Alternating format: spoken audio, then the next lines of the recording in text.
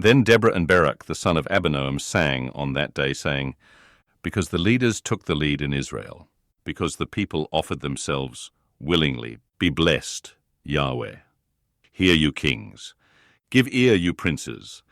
I, even I, will sing to Yahweh. I will sing praise to Yahweh, the God of Israel. Yahweh, when you went out of Seir, when you marched out of the field of Edom, the earth trembled, the sky also dropped. Yes, the clouds dropped water. The mountains quaked at Yahweh's presence, even Sinai at the presence of Yahweh, the God of Israel. In the days of Shamgar, the son of Anath, in the days of Jael, the highways were unoccupied. The travelers walked through byways. The rulers ceased in Israel. They ceased until I, Deborah, arose. Until I arose a mother in Israel. They chose new gods. Then war was in the gates.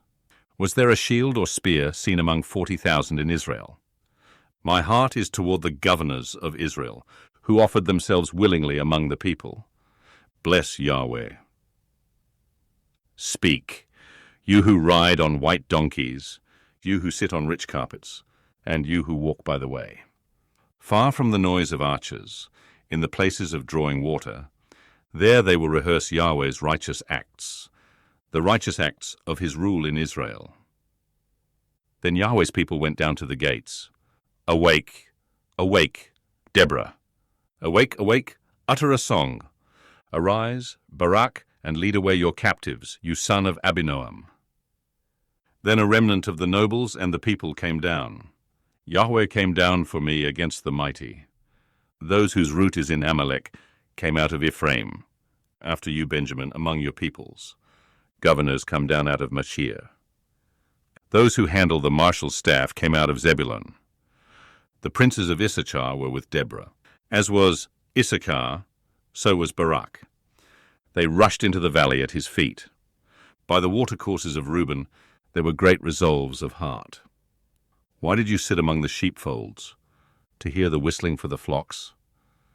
At the watercourses of Reuben there were great searchings of heart. Gilead lived beyond the Jordan. Why did Dan remain in ships? Asher sat still at the haven of the sea, and lived by his creeks. Zebulun was a people that jeopardized their lives to the death. Naphtali also, on the high places of the field. The kings came and fought. Then the kings of Canaan fought at Tanach, by the waters of Megiddo. They took no plunder of silver. From the sky the stars fought. From their courses they fought against Sisera. The river Kishon swept them away, that ancient river, the river Kishon. My soul, march on with strength. Then the horse hoofs stamped because of the prancing of their strong ones. Curse Meroz, said Yahweh's angel. Curse bitterly its inhabitants, because they didn't come to help Yahweh against the mighty. Jael shall be blessed above women, the wife of Heber the Kenite. Blessed shall she be above women in the tent. He asked for water, and she gave him milk. She brought him butter in a lordly dish. She put her hand to the tent peg, and her right hand to the workman's hammer. With the hammer she struck Sisera. She struck through his head. Yes, she pierced and struck through his temples. At her feet he bowed. He fell, he lay. At her feet he bowed. He fell. Where he bowed, there he fell down dead. Through the window she looked out and cried. Sisera's mother looked through the lattice. Why is his chariot so long in coming? Why do the wheels of his chariots wait? Her wise ladies answered her. Yes, she returned answer to herself. Have they not found? Have they not divided the plunder? A lady, 2 ladies to every man. To Sisera a plunder of dyed garments, embroidered on both sides, on the necks of the plunder.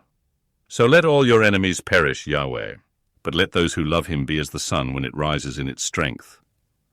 Then the land had rest 40 years.